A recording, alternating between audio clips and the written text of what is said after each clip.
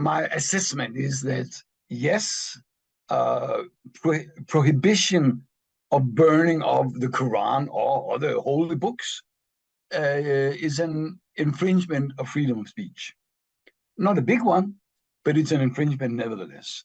Second, it's an acceptable infringement. We have quite a few of them according to Danish law in other sections of the penal code, as do any other country in the world. No country in the world has absolute freedom of speech. There are always limitations. I can just mention a few examples. You're not allowed to pass on very private information or pictures. You're not, according to Danish law, you're not allowed to make gross defamation of groups belonging to a special race, ethnicity, sexual orientation, those kind of things. So we do have quite a few provisions sort of abridging the freedom of speech, and I think that is sort of by and large a fair balance. Then the question is, should there be, which is more sort of a legal political assessment, should we have restrictions of burning of the Quran? And I think yes. One, it's perfectly within freedom of speech. It's a minor restriction. I would say it's a good restriction. I don't agree with burning of books at all. Secondly, I don't agree with sort of scorning other people's religions. I think that we should be able to discuss. Maybe we disagree on issues. We disagree on issues in the Quran or in the Bible, and we can discuss with human beings, which is fine. That's a core freedom of speech. But then, when it comes to burning of the Quran or the Bible, and you could imagine other things that you shouldn't do, then I think it's fine. It's yeah, maybe I'm repeating myself. It's a minor restriction on freedom of speech. We don't block any discussion of the issues. We don't block freedom of religion, but we protect to some extent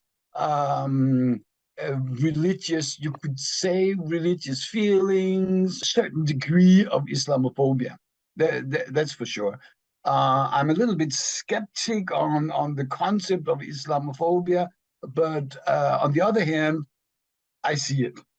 Like, for instance, the most famous Quran burner, the Rasmus Paludan, it's not like he's insane. He knows what he's doing.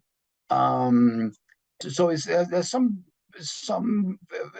animosity towards Islam. I think that's obvious.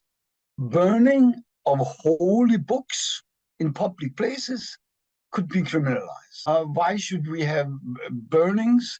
And it should be in general, so it should not only be the Quran, but it should be holy books. I think we can easily do that without having any profound limitation of freedom of speech. But the public burning, could, I think, easily be criminalized. And yes, in principle, it's an infringement. It's on freedom of speech, but it's definitely an acceptable freedom infringement. Like, if you look at the European Convention of Human Rights in Article 10, there's the freedom of speech in Section 1, and then Section 2 says, well, you can make limitations if it's done by law, democratically. 2, has to follow a legitimate aim, which it does. And thirdly, it should be necessary in a democratic society. Of course, it wouldn't be a good thing to limit discussions, because that's not necessary in a democratic society. But limiting burning, yes, yeah, that's fine. Making the prohibition working only in special circumstances, I think that's questionable. Because, as you say, well, if you cannot do it, should it be like 500 yards, half a mile from embassies? And what about other? Could you then do it? Let's say there is a group of of Muslims living somewhere, could you do it then just where they live? My opinion would be it's better to say we don't want this done publicly. What you do at home, we don't care.